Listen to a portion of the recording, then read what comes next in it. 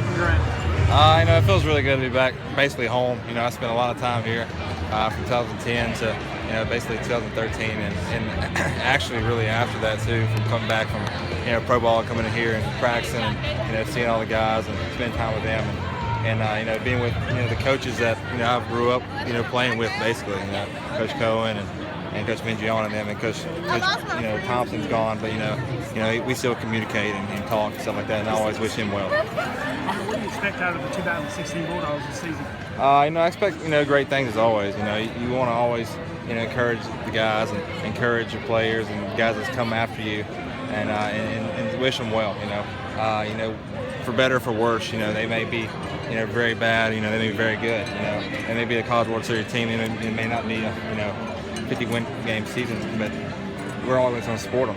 And that's what we got to be able to do, is go out there and be able to support the guys, and that really helps. Be out there as a fan and being out there to support your team, and that always makes us play better. I may be in the minor leagues, and I understand that probably better than anyone, because we may be out there on a Friday morning at 10 o'clock playing a game, and there may be 10 people in the fans, and you really don't want to be there. Let's be honest, you really don't want to be there. So I encourage everybody to come out and watch everybody, and really be there for the Bulldogs, and be there for the baseball team, and really for all the teams on the campus. What do you think this season holds for you personally? There's a lot of good things, I hope. You never know.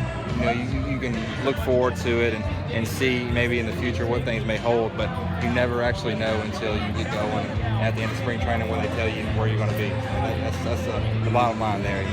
You really don't know. It could be an injury situation where you go up to the big leagues, jump from high. A lot of people have done that.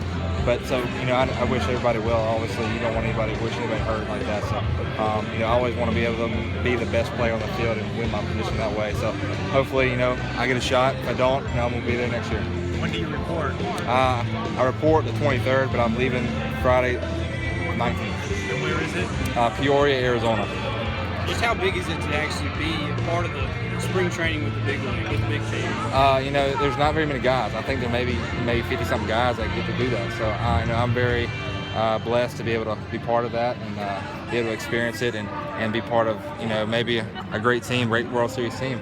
I hope one day I could not go just to spring training, but be there with the big dogs on opening day. That's always the goal, and go out there and work hard as you possibly can to be on the big league team, and that's what I hope so.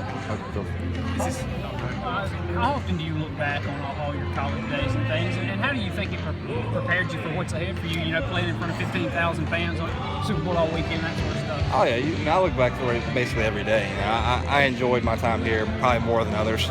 I had a great time here, on the field and off the field. I had a great time in the classroom, great time, just being out in Starkville. But I've had a great time here, and I always look back on it as great times, and come back here in the off season all the time, and I tell my family, my friends, I say, hey, we're going to Starkville this weekend, so don't even call. We're going here to have fun. We're going out to learn some things, go play baseball, watch the guys, and I do that a lot. I come out here and watch the games in the fall, and encourage the guys that way, and try to speak and try to keep up as much guys that I've played with as possible. But yeah, I look back on my times here, and it's been a very great roller coaster ride, from my freshman year to my junior year, where we went to basically the championship game, and we had a great time here, and I look forward to maybe these guys having that opportunity. Is this your first time with the big league club at spring training? No, this is my second. What was the first year like for you? What did you take most from it? The learning experience. I think it was a big learning experience. It was the first time being with some guys like that, we got Matt Kemp and Justin Upton in the clubhouse, some big name guys, and you get to learn from those guys as being outfielders themselves. So I like to learn a lot from them, and learn how to go about the game the right way, and how to encourage other younger kids and younger players, and be with them, and really just learn from them. What's the moment like when you step in the locker room and you see a Matt Kemp, or you see a Justin Upton or something like that? You try not to be too nervous or too excited, but it's impossible. You really can't, because these guys, you grew up watching these guys, and grew up, just dreaming about being in that stage in one day, and of course you go in there and you're in front of a Justin Upton or a Matt Kemp or others, and of course Mark McGuire's our bench coach now, and I always look forward to playing or seeing him as a kid and watching him play as a kid. But it's impossible not to be nervous or excited. And of course, as my first year, I was very excited. I was just nervous. I was trying to learn. And I saw that hey, I could play with these guys. I was there and I was doing the same things they were. Not much different. And so this year I'm going there to battle for a position. I'm there to maybe try to make the major league club and doing work as hard as I possibly can. Have you talked to Lingard about his experience in the big leagues? Oh yeah, I have. Lingard's a different cat. I mean, let's just be honest. Not much phases him. I mean, as a pitcher, and I grew up. I was a sophomore. I was a catcher then at Mississippi State, and he was a pitcher, of course. And I can always remember saying, telling him, "Hey, Lingard, he's a freshman. I said, what are you doing up there, man? He's throwing 95 miles an hour, freshman, and it was 30 degrees outside and killing my hand. And he's saying, man, I'm just throwing. I said, well, what are you throwing? He goes, I'm not real sure. I said, I'm just throwing. I said, all right, well, just keep doing it. And of course, it's got him here to the New York Yankees playing in that field. So, I mean, obviously he's doing the right things. And but Lingering, I mean, he's, like I said, he doesn't get blown off by much. He's kind of that kind of guy where he has a closer mentality, but also he can go in there and start a game. He's a special human being. How'd you feel about stepping back on the MSU campus? It feels good. Of course, I come here as much as I possibly can, like I said, but it feels good to be back here and of course, watch the football team when they play and watch the basketball team tonight. And I miss that I'm gonna not be able to watch the Bulldogs on opening day, but camp calls and you got to go running. So, but it feels really good to be back here. It feels like I said, it's part of my family. Basically, I spent 3 years of my life here every day, so it's part of my family. I feel like this is my home.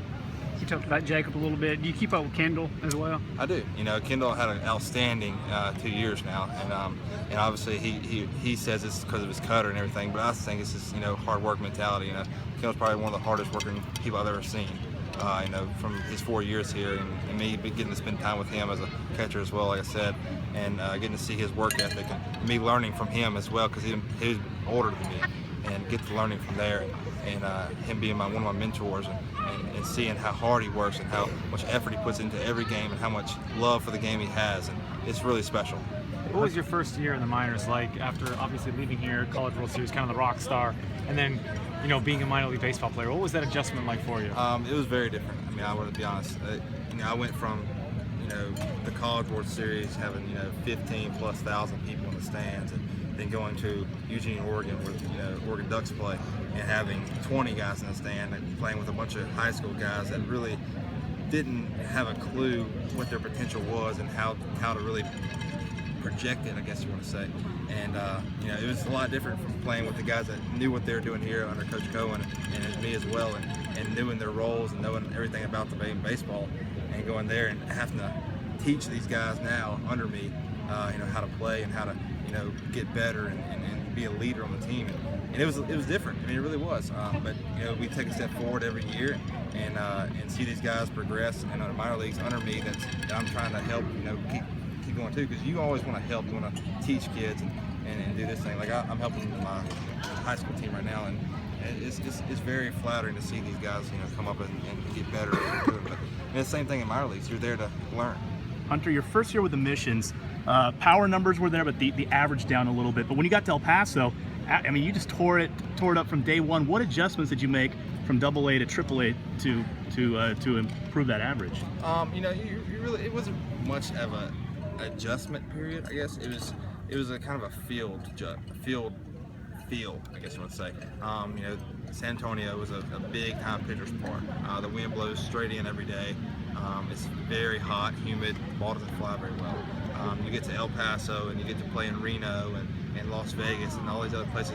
The air is a little thinner, and the parks are a little bit more hitter friendly. And that's what I say. I mean, I could have hit a lot. I should have hit a lot more home runs. I'll say that. And San Antonio, but it didn't work out. And so I had to learn from that. I had to learn where to hit the ball, know how to hit the ball, and kind of learn how to get myself moved up rather than just kind of bashing my way through there. And in El Paso, I kind of got back to where I was and how I did in college. Well, I did change my stance and stuff like that, but that was early in AA and kind of kept with that. But anyway, back to El Paso. Wind blew out sometimes during the day, and it would get a lot heavier at night. But I think that's one of the reasons why. And now that you've had some significant time in El Paso, what's your favorite Mexican restaurant and why? I mean, I don't know. It's tough to say, really. You know, there's a lot of good ones. I haven't tried all of them yet, so I can't say. L&J's, Fabulas. They're both very good, but I mean, like I said, I can't.